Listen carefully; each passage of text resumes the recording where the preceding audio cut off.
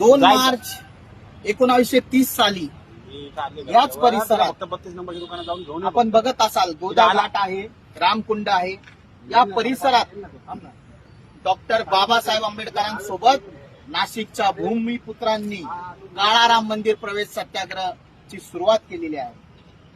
सत्याग्रह होता न्याय हक्कासाठी, सत्याग्रह होता मानवतेसाठी, सत्याग्रह होता न्याय अधिकारांसाठी.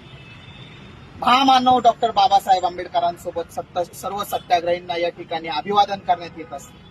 त्या अनुषंगानेच 2 मार्च 2026 रोजी काळाराम मंदिर प्रवेश सत्याग्रह समितीच्या वतीने भव्य सामूहिक सत्याग्रहींना अभिवादन करण्याचे आयोजन करण्यात आलेले आहे. हा जो कार्यक्रम असतो समस्त समाजाचा कार्यक्रम असतो. त्या समाजाच्या माध्यमातून या कार्यक्रमाचं नियोजन करण्यात आलेलं आहे.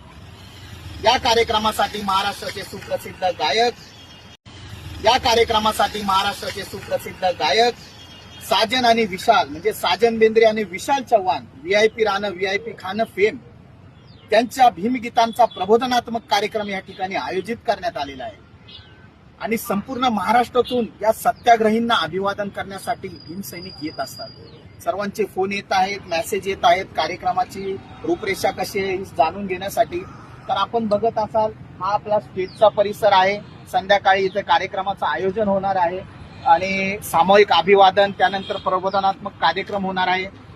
कार्यक्रमाच्या यशस्वीतेसाठी यावर्षी समितीचे अध्यक्ष नारायणजी गायकवाड, समितीचे कार्याध्यक्ष आदेश भाऊ पगारे, सूत्रसंचालक बाळासाहेबजी शिंदे, आमचे स्वागत अध्यक्ष दामोदरजी अण्णा पगारे असतील, त्यानंतर आपले सगळे भीमसैनिक आहे कैलासजी किलोराय असतील, मी बिपिन अण्णासाहेब कटारे, महेश भाऊ पगारे असतील, रामेश्वरजी नाना साबळे, जितूभाऊ बागोल, बाळासाहेबजी शिंदे, दीपकजी जाधव, राहुलजी जाधव असतील. म्हणजे सर्व भीमसैनिक हे नाशिकच्या कानाकोपऱ्यातून या कार्यक्रमाच्या तयारीसाठी संपूर्ण नाशिक शहरात वस्त्या वाड्यांमध्ये जाऊन या लढ्याच्या आठवणींना उजाळा देण्यासाठी सर्वांना सांगण्याचं काम करीत आहे.